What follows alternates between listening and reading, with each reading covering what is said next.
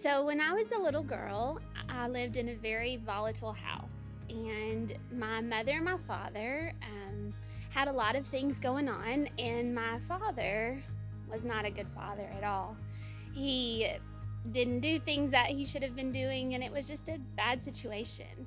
And when I was about 8 years old, my mother and my mother's parents brought us to Magnolia, my brothers and sisters and I, and it was just a strange time. We left my dad behind and came here. And for several months, we were just at a standstill. Didn't know what was going on, didn't understand it as a child. But around that time, one of my mom's best friends came into the picture. And he was an amazing guy, and he made my mother happy. And as time went on, he and my mother fell in love. They had been friends for a very long time, and they ended up getting married. And little did I know that this moment in time changed the whole trajectory of the rest of my life. My new father, my stepfather, stepped into a hole that had been in my life.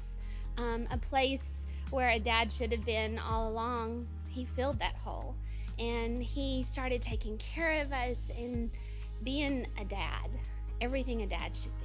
And when I was about 15 years old, I was outside hanging out with my friends and my brothers and sisters, and my biological dad had come to visit. And I overheard my stepfather ask my biological father if he could adopt us.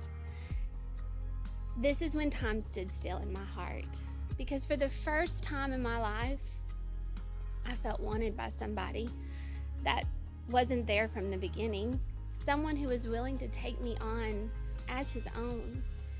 And my biological father said, "Yeah, of course, you're more of a dad to them than I've ever been."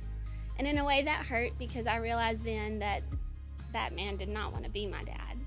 But this other man, he did. He wanted to be my father, and he wanted it to be legal and real. So we sat down and had a conversation as a family. And this man asked every single one of us, my little sister, my brother, and my oldest sister and myself, if we wanted to be adopted. Of course we did. And he asked us what we wanted it to look like. Knowing this man and what he had given for me, I decided at that moment that I wanted to take his name as my own. And so I asked him, I said, "Can I change my name to your name?" And he tearfully said, "I would love that." So several weeks went by, and we get this huge stack in the mail, a big envelope. So we all sit down, and my stepdad, or my new dad, started opening it. And inside were birth certificates, new birth certificates. Every one of our birth certificates had been changed. My birth certificate changed my name. But on all of our birth certificates, on the place that it said father, my new dad's name was listed. Everything was different. My biological father's name was not there anymore. It was as if he wasn't even there when I was born. But this certificate said that my new dad had been there from the beginning. Now I know in my heart he hadn't, but this document made me feel like he had. It changed everything.